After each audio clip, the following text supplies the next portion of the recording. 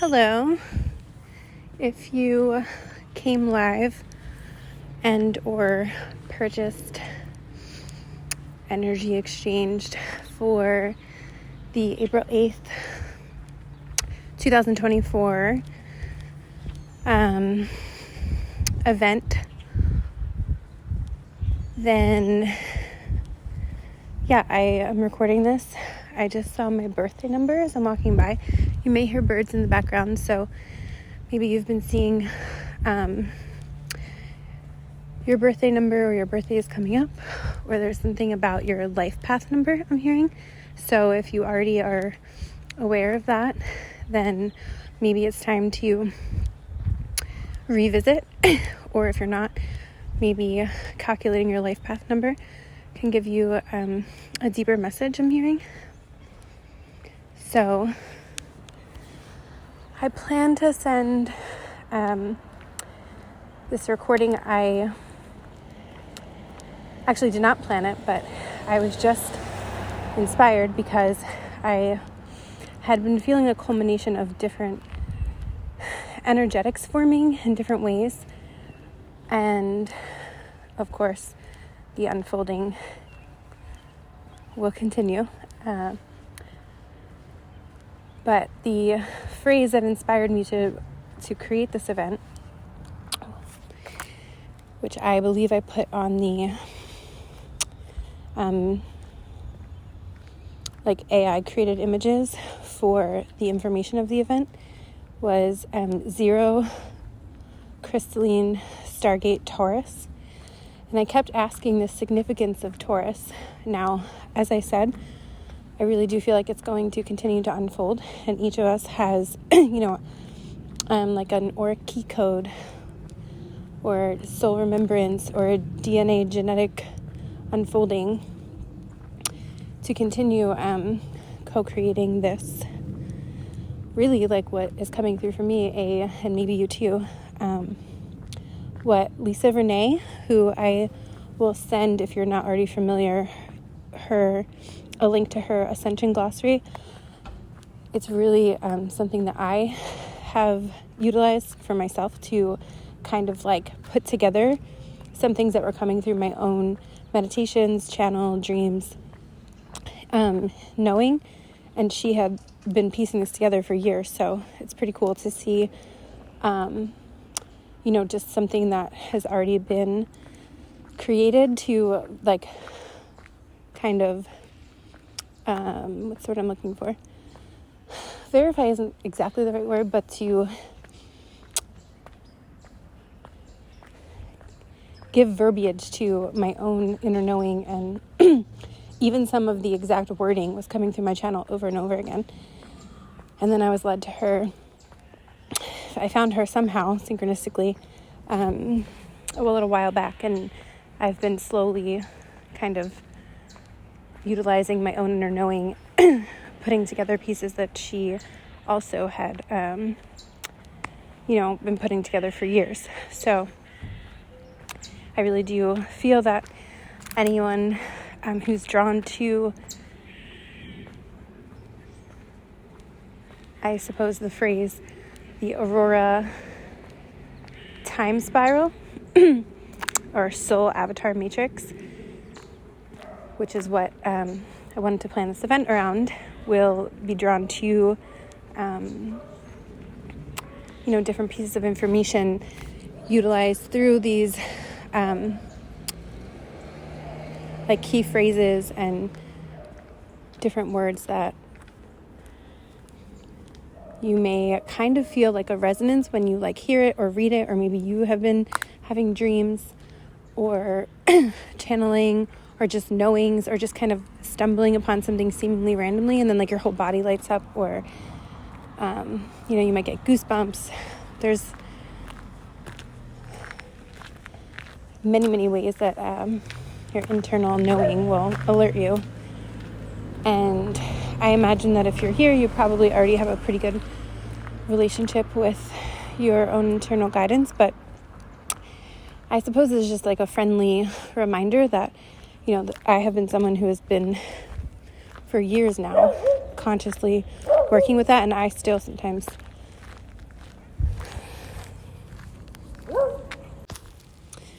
I was saying I paused. I'm outside and it got very noisy. So if you hear background, it is because I am outside, but I just found a little wooded area that I come to often by the water. So you may hear the water in the background, a little creek. So we just had the eclipse on the East Coast. It's still technically, I suppose, happening. And so I'm outside. I wasn't sure if I was going to record anything. And like I said, I got inspired. And I was talking about internal guidance and, trusting yourself and your own, internal compass. And so it's really like, I think something that I want to address right now is like embracing the fact that being incarnated on this earth plane will come, with these moments of natural cyclical ebbs and flows of our emotions, of trusting ourselves. And of course we can, I suppose, get to a place where that path is continually smoother, and being able to talk ourselves through things even when those feelings come up. I've noticed my reaction time to doubt is so much quicker than it used to be. I could sit in doubt at times in different points in my life for weeks or so long, longer or shorter. And now my ability to recognize and sort of utilize all the different tools that we integrate over time, for those of us who are actively pursuing that, the reaction time and the spiral of emotion, I suppose, significantly has diminished. And now I'm talking about doubt specifically, or not adhering to your internal guidance system. And so the cool thing is that I realized is that saying, all roads lead home. And I'm watching the water in front of me, and there's just this pooling of bubbles, and it looks like a spiral, and it's just going around in a spiral, and these foam bubbles are coming together and then repelling each other apart, and then cycling back together in a spiral, and then kind of doing the same thing. And each time the size of the foam bubbles are shifting, and they're just collecting closer and closer together and then pulling back apart. Yeah, so there's this natural, we were talking about the Aurora time matrix, time spiral, I like to call it. When we align more with the universal flow of natural cycles, and it becomes this spiral of our own auric field aligning to the, I want to say the spiral galaxy, our galactic framework from the aerial view appears like a spiral, if I'm not mistaken. So it's when we can, in physics they call it, I believe, centripetal implosion, when we can have our auric field become centripetal, like a tornado, it's all circulating, I believe, clockwise. And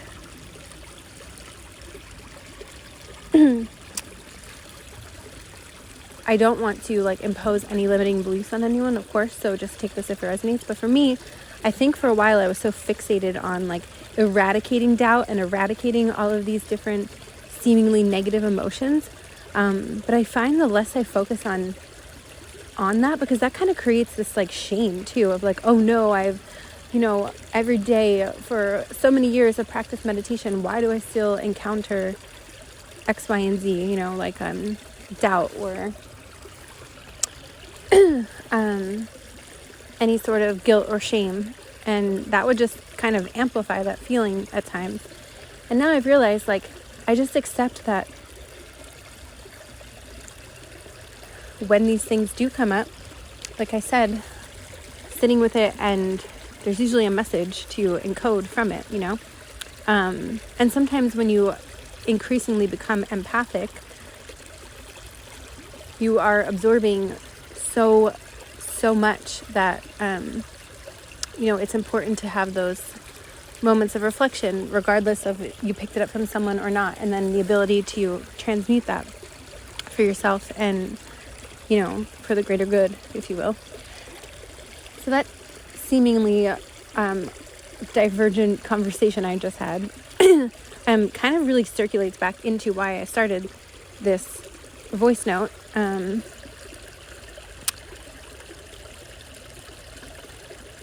just taking a second to gather my own time spiral. Okay, let's see. So, okay, yeah. If you're listening to this, maybe you can take a breath if that feels aligned for you. In through the nose, and as soon as I did that, the sun just started to beam so brightly. Continue inhaling, pulling your navel towards your spine. Even more in. Keep holding it in as much as you can. Take in more air without exhaling. And just hold for a moment. Maybe tensing up your body a bit. Continually pulling in your navel towards your spine. And then just a nice big audible exhale.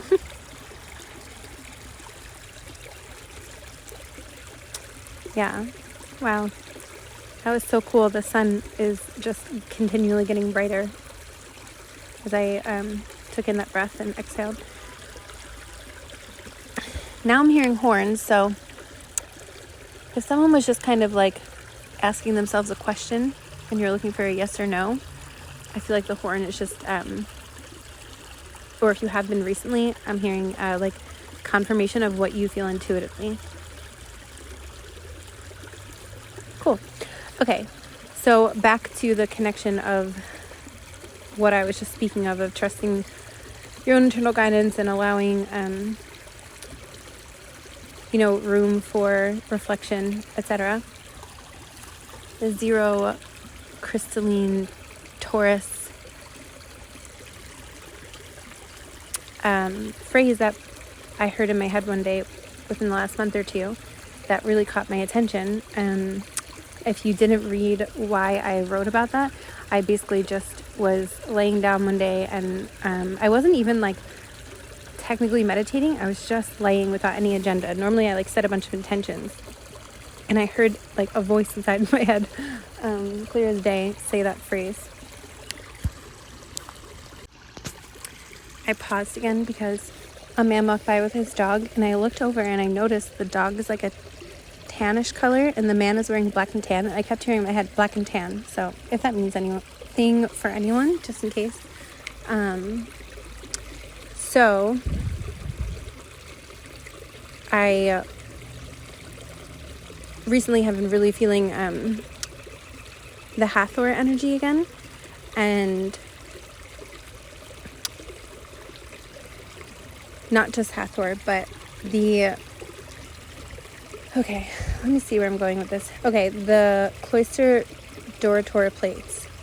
Whether or not you've heard of that, I'm going to say it again, and maybe close your eyes or just kind of let your eyes get heavy and just feel into that phrase. The Cloister Dora-Teura plates. So they say the Cloister Dora-Teura plates are these silver discs, a physical digital silver disc with encoded information spanning spiritual concepts,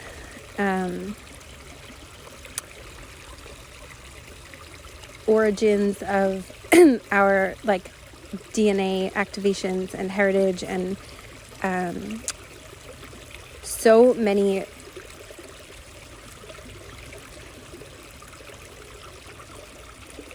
I'm pausing because I'm feeling a few different things. Yeah, basically our origins, that the more I dig into the remembrance of this, it's very complex and it's multidimensional, and there's different perspectives and multi-layered concepts that come through. So it's definitely something that if you've already started, you'll know what I'm talking about. And if not, if this does interest you, what I find the approach is to just really, really let the information like show up for you as you feel ready for it, you know? And sometimes it's really helpful to just kind of listen with your body, like I was talking about before, and kind of see what feels right for you, because there's so many people now, out there that are talking about it, and really it's just a translation or a transmission. So each person that you receive from, their own unique frequency and remembrance will kind of come through with that transmission. So it's just something to keep in mind that as you navigate through, and that really applies to anything, in my opinion, not just the Cloister Dora-Teura plates, but just any sort of external information, especially right now. I feel like there's just so much of that like light and shadow that are really, really being highlighted right now, and really working with that inner discernment and filtration system within yourself to let that be your navigation and your like internal compass kind of manifested outside of you externally. I think will really help with just like navigating through, because there is so much information now, which is amazing, you know, like in the the medieval times and throughout, you know, the dark ages, and then coming back online into this ascent of the next golden age that we are now literally co-creating. There wasn't as readily available information. Now it's like available at our fingertips, which is, you know, I'm so grateful for that. But there's also that, like everything on this earth plane, at least so far, that duality of not everything is your own truth. So yeah, it's really just about that filtration system and trusting yourself, like I was kind of speaking of before. And now I feel like integrating that, I kept asking, like, why did I hear Taurus? Like, why is Taurus so significant? And as I was kind of filtering through the information that I was receiving through my own dreams, meditation, and then external sources that I was very guided to kind of look into. And I feel like this is important to say, like one of the examples of how I kind of found an external source that I really felt called to explore. But before I do that, I really want to say that as I was combing through the Dora-Teura plates, just even the concept that, you know, these discs allegedly were, I don't know if I want to say created, but we'll use that word for now, during the Atlantean epoch of Earth's evolution, at least from this time cycle. You know, according to the Cloister Dora-Teura plates, we have like a 15-dimensional time matrix, 15-dimensional physics, and our time matrix in our universe. So just keep that in mind when I say this. And so I remember the first time I heard the phrase Cloister Dora-Teura plates, and I had no idea what it was consciously, but my whole body was like, I need to know what this is. And I remember I was listening to someone speak, and they just mentioned, they didn't explain what it was, they just said the phrase. And there were, I don't know, let's say 20 other people in the room. It was not in person, it was on Clubhouse. And I like rarely would raise my hand or speak or ask questions, and I just like had to ask, what is that? And the person who was leading the room was like, you know, I actually am not sure. Maybe you can like do a deep dive and try and figure it out. And it was me and one other person out of like the, I don't know, 20 or 30 so people in the room who were just like, we both at the same time were like, what is that? We both need to know.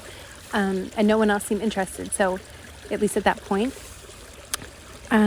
so it really is like that inner knowing, you know, that guides you, and your excitement perks up, even if you're not consciously sure of what's happening. And so all that to say,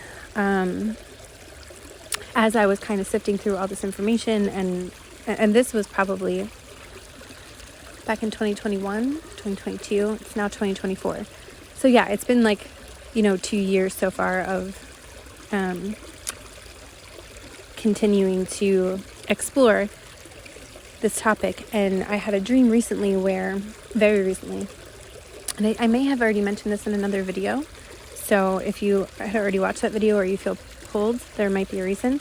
But yeah, as I was in my dream state, I was shown that it's time for me to like really dive into the Cloister Dora-Teura plates, and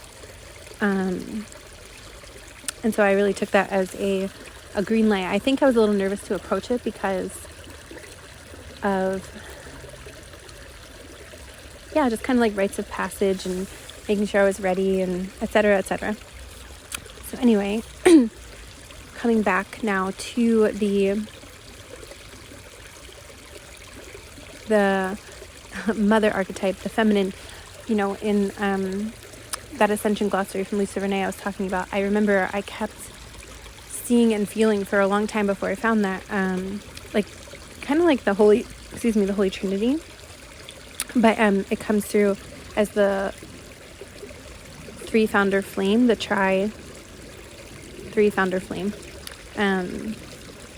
Even the colors represented on her glossary were the colors that I kept seeing. It was like this aquamarine, like greenish blue color for the feminine mother arc, and then the father arc was this like ultraviolet color, and then they come together and there's like a golden light. And for me, the feminine aspect of the golden Christos is the Sophia, the like pearlescent frequency, which I tend to work with a lot, especially when I'm doing like crystalline liquid light transmissions. And so anyway, putting all of this together, the one thing through the Dora-Teura plates that I kept, and not just the Dora-Teura plates, but really a lot of these cosmic origins and human origin myths and stories and different pieces that I was trying to put together as I kept, healing back layer by layer. A lot of the information felt very masculine in nature, and I don't mean like a man, but I mean like from a masculine perspective. And when we look at Atlantis, allegedly that was a very masculine time on the planet. And when we bring in the Lemurian epoch, that was allegedly a very feminine point in our human development. And so now I've been saying for a long time the word pariarchy, like, the integration of the masculine and feminine and coming together to co-create that new consciousness of integration. And that was the piece of, these Dora-Teura plates. Like I kept feeling connected, like I wanted to, I don't know if I want to add something, but how it's coming through my, I suppose, unique energetic signature was kind of weaving through some of the more, I guess, like feminine aspects and traditions and imprints. So Taurus, coming back to that, I had just clicked on a video right before I started to record this. The sun is getting brighter again. His name is Source Lightstar, and he really does such a phenomenal job. I believe his birth given name is Luca, and he has his own YouTube channel, and every once in a while I click on his stuff because I like the way that he kind of blends channeling and research like I do. And so he was doing a video from Hathor, and the other night I was laying in bed and I kept feeling Hathor, and I was actually going to do a channeling myself of Hathor, and then I saw that and decided to click. I literally got like maybe 2 minutes in, and he was talking about the zodiac aspects of like we're just entered the age of Aquarius, and he was talking about from the time of Taurus and how the Heka, meaning magic in ancient Egyptian. I actually have a tincture that I named Heka, so that was a nice synchronicity.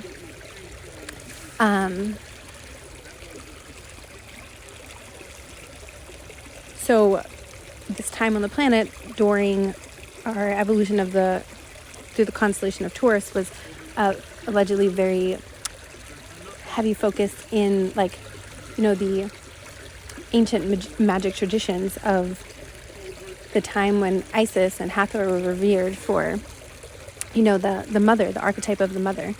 And so I feel like this rise again of the integration of the mother and the Sophia the feminine Christos.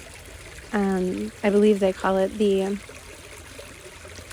Sophianic Christos, so that golden, masculine aspect of the Christed light, and then the Sophianic, for me, again, it comes through as like this pearlescent frequency coming together in that integration of the masculine and the feminine. And I know I haven't even gotten into the Dora-Teura plates exactly. I'm just kind of going with the flow and letting what wants to come through. And I do plan on creating a deeper dive as I go. And if you're listening to this video, you'll probably hear me say in every video that I've posted so far that I am just kind of getting my bearings on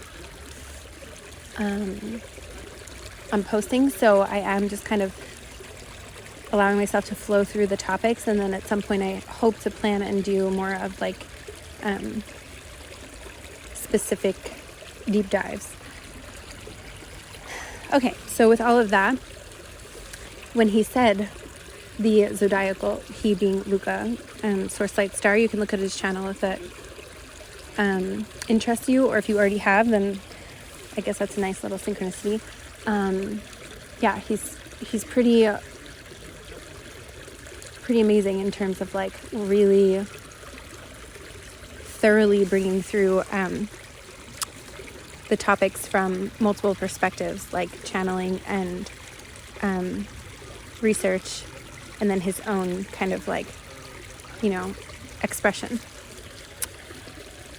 And yeah, so with that, as he was talking about the point of Taurus in our own evolution and the rise of the mother, and then how we went through then I believe Aries after that, and it kind of was the rise of patriarchy and kind of that more masculine view on things. So coming back to Atlantis and Lemuria, and really integrating and remembering the feminine aspects just inspired me to start this recording and maybe pull through some dots that have been connecting. And I invite you, of course, to, if you're listening to this, to maybe take some time and pause, and or maybe after, sit with yourself when you do have time and just see what comes through for you. Because my intention with making this content and sharing is to always, activate something within you, or just hold that space to kind of dive deeper within yourself and see what's coming through for you as well. So feel free to, comment or message me and share. I have to admit, when I listen, I almost never do that, so that's okay if you don't. But yeah, just encouraging people to, if they feel called. So let's see.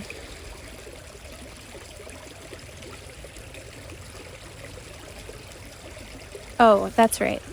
I was just tuning in quickly to see if there was anything else I wanted to come through. So the way that the Ashayana Dean wrote these books, Voyagers 1, 2, maybe 3, I'm not sure. And I have been a little bit more choosy lately about taking in external information. I feel like I did that for a while. I'm always doing that. I'm always learning and looking things up. But,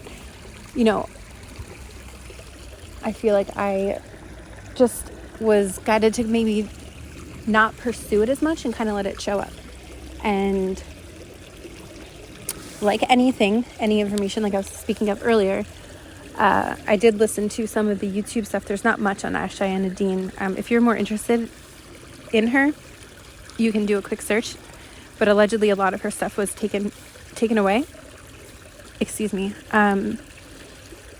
From the internet. And now people are finding her work and starting to put it back on. And I say this because, excuse me,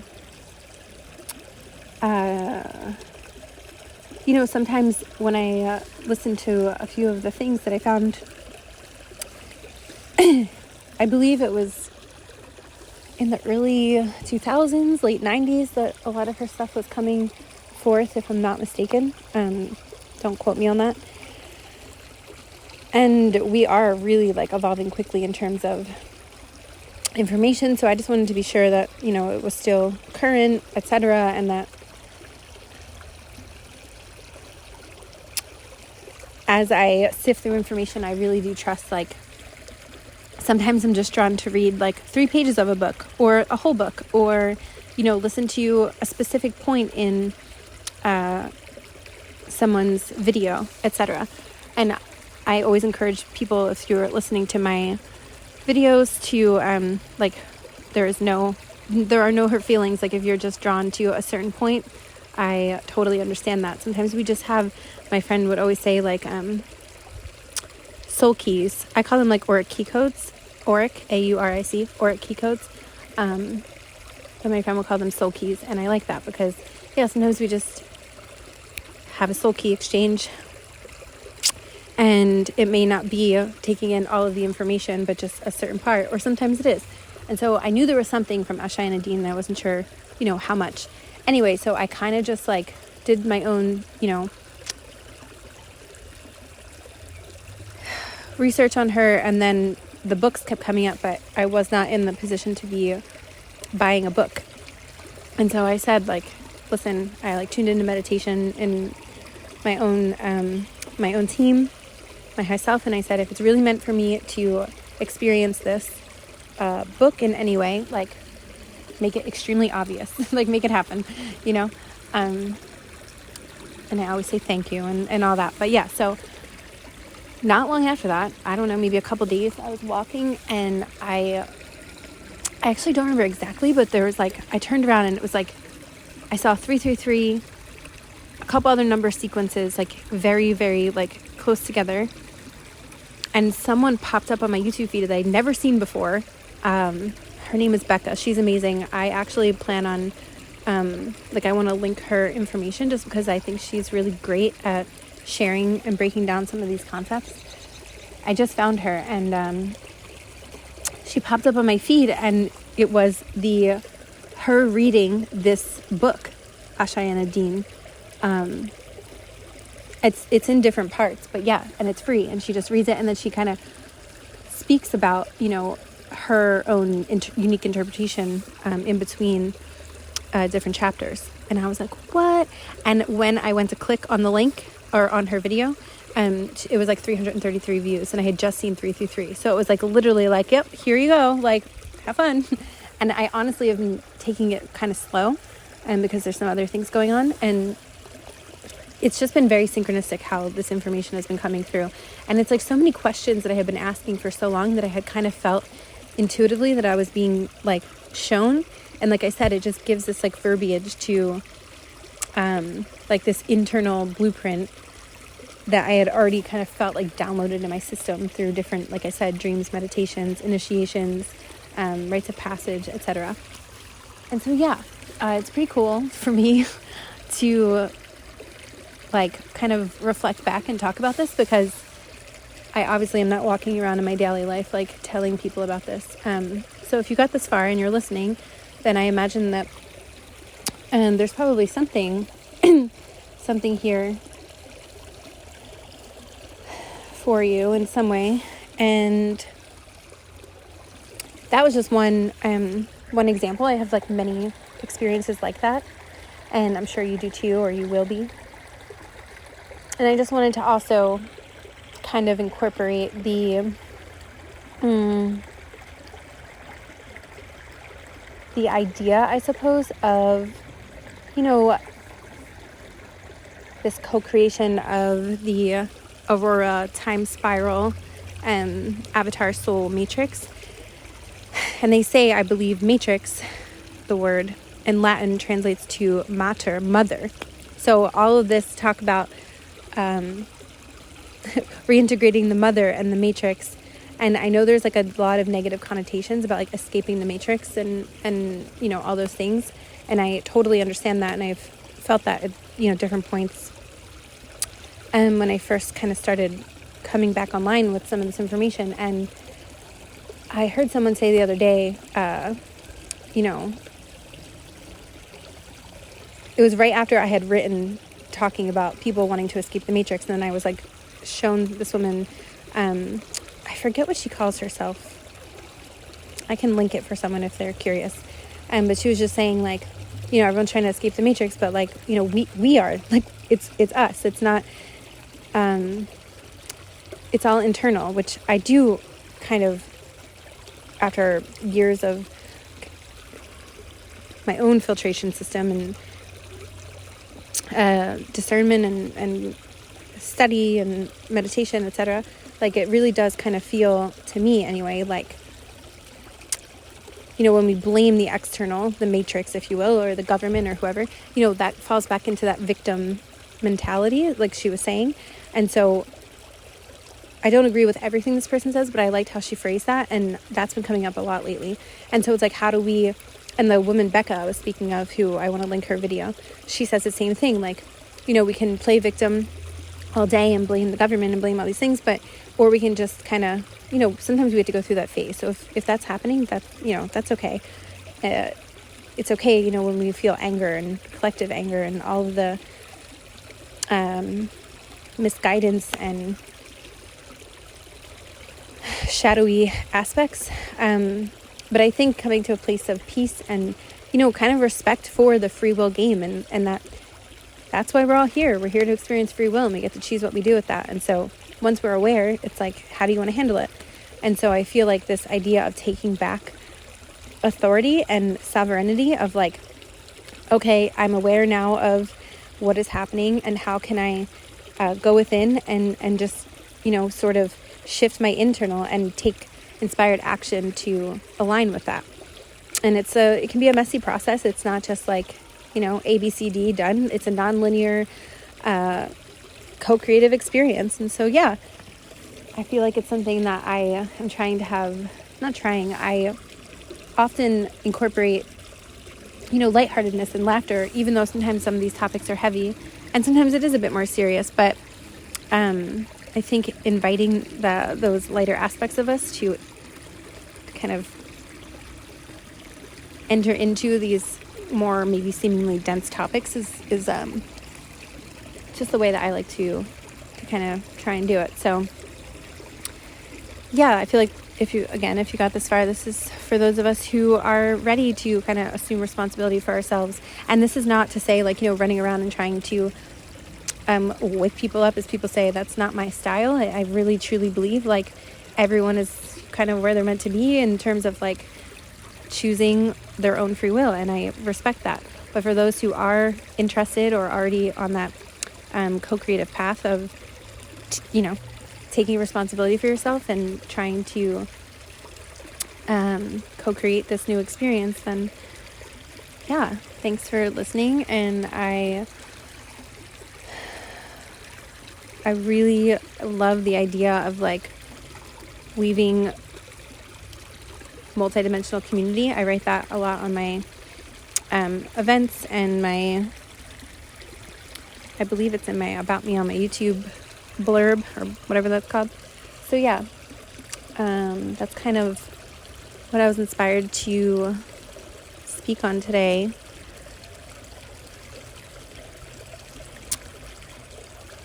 I haven't had anyone sign up for my event today, but I may still go through and just kind of bring through what wants to come out.